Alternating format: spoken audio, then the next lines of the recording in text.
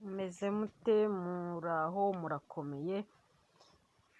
Mukomeze kugubwa neza. Uko mubireba ku ifoto ni iy'umudamu wa Theo Bosebabireba.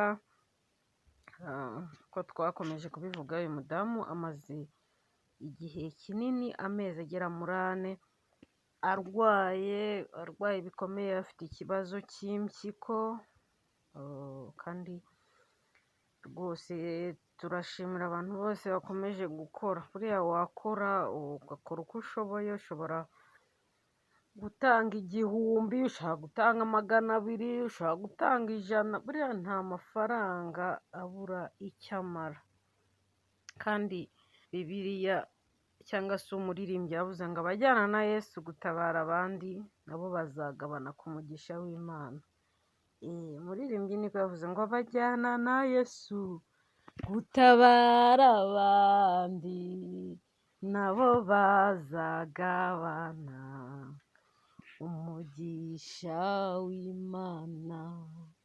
Kuvuga ngo abantu bajyana na Yesu gutabara. Kandi umunsi umwe ndagira ngo nkubwire ko Yesu azakubaza ati nari ndwaye ntiwansuye, ntiwangemuriye, nari nambaye ubusa ntiwanyambitse, nari mu nzu y'imbohe ntiwangezeho, genda umve imbere wa nkozi y'ibibi we, kuko ntakumenya.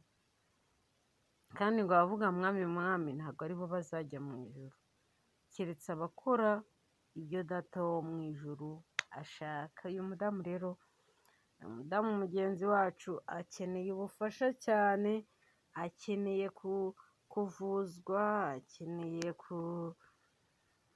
gufashwa mu buryo butandukanye. Umva, iyo umuntu arwaye, namwe mwararwaje cyangwa se mba mutararwaje, murabizi, mwabonye abarwaye, murabizi iyo umuntu arwaye akenera ibintu byinshi. Rero uyu mudamu arabakeneye cyane, akeneye gusurwa, akeneye kwitabwaho. Wafata agatike kawe ukagenda ukamusura, wafata ayo wari kurya umugati uwo munsi 500 ukayamuha. Uyu mudamu ni umuntu mwiza. Hari abafata nyine umugabo bakamukubitira mu mateka yanyuzemo. Murabizi ko yagiye ahura n'ibibazo byinshi nk'umuntu w'umusitari, akajya akundwa n'abagore batandukanye n'abakobwa bakamugusha, ndetse murabizi ko yagiye abyara n'abana batandukanye kubera nyine ibigeragezo bya Satani. Satani muramuzi ko abatoroshye. Usanga no muri komenti hari abamukubitira muri komenti bati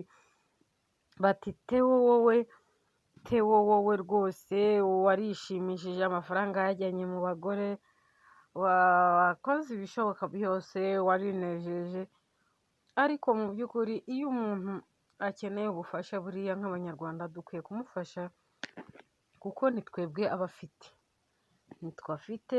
Buriya uyu mudamu niwe tugomba gukorera, ntabwo uwo dukorera ari Theo, uwo dukorera ni uyu mudamu kugira ngo akire, ndetse tugakorera n'Imana.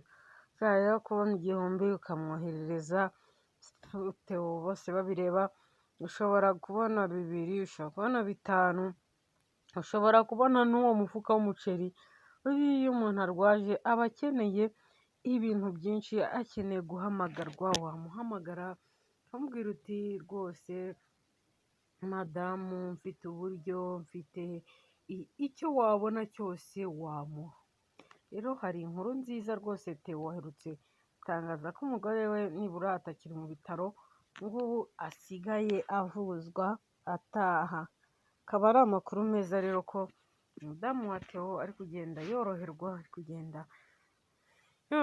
gake gake.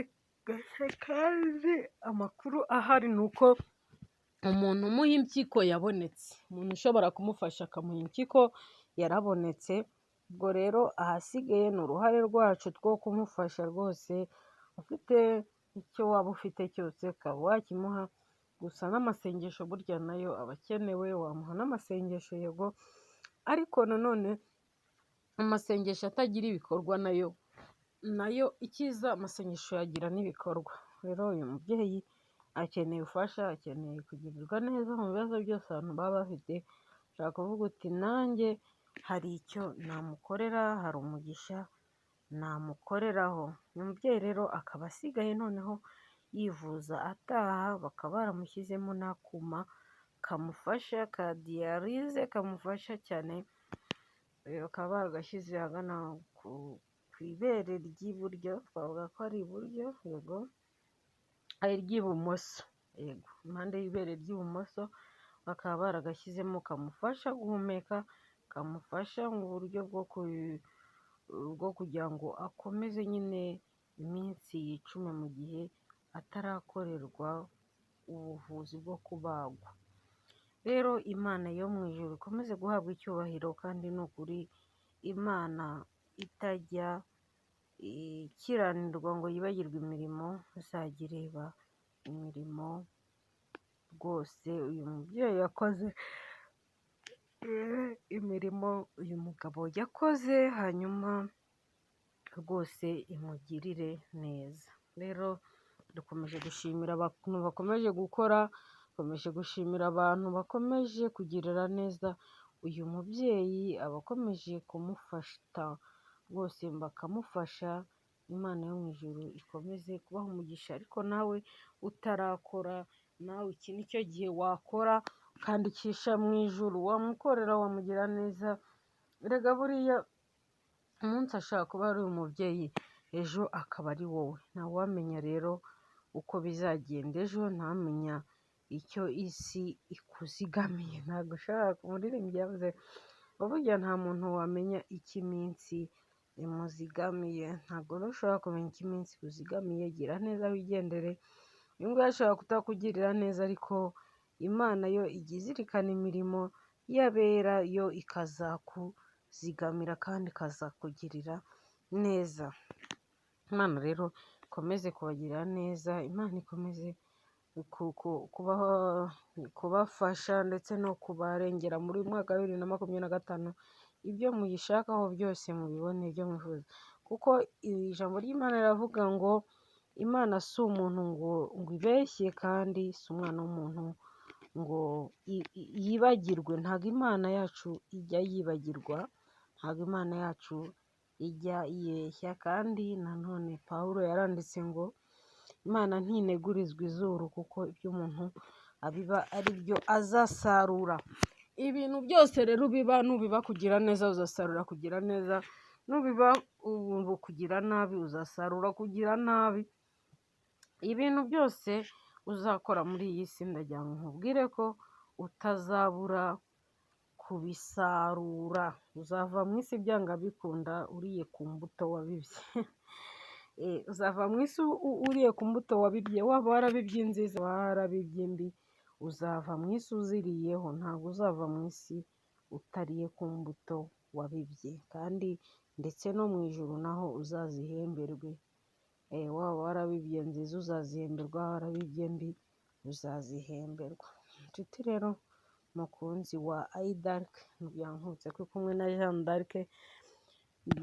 Hanyuma inshuti zacu rero turabakunda cyane, mukomeze kugubwa neza, mukande subscribe, mukore share na comment, kandi mukomeze kugubwa neza, mugume mu gakiza. Imana y'amahoro ikomeze kubashoboza, ijambo ry'Imana ribe muri mwebwe rigwiriye cyane, komeze kwirukana umwanzi Satani, ndetse mumuhunge cyane. Urabona ko Satani aba akomeza azana ibigeragezo mu bantu, akomeza azana ibibazo mu bantu, kuko mubona ko rwose nubwo tuba dukora ubuvugizi, ariko hari abandi bantu baba bazana izindi mbogamizi, ati umuntu ntafashwe, abantu bariye nabi ntibasevinga. Ko buriya murabizi urugo rusaba ibintu byinshi, si uko abantu baba batarasevinze, ahubwo urugo ruba rusaba ibintu byinshi, kandi kubaho no kubana n'abantu ndetse no gufatanya n'abandi. Uyu munsi ni kanaka, ejo bishobora kuba ari wowe. Ukomeze kugubwa neza rero, kandi ni ukuri biranejeje kuba wafasha mugenzi wawe. Buriya umuntu umwegeze kuvuga ngo uzajye unezezwa nuko umuntu abayeho neza kubera wowe, ahubwo ntuzanezezwe n'uko wowe ubayeho neza kubera abandi, ahubwo wowe uzanezezwe n'uko hari abantu babayeho neza bishimye ndetse kuri wowe. Komeza unezerwe rero, komeza unezeranwe natwe, ndabakunda cyane.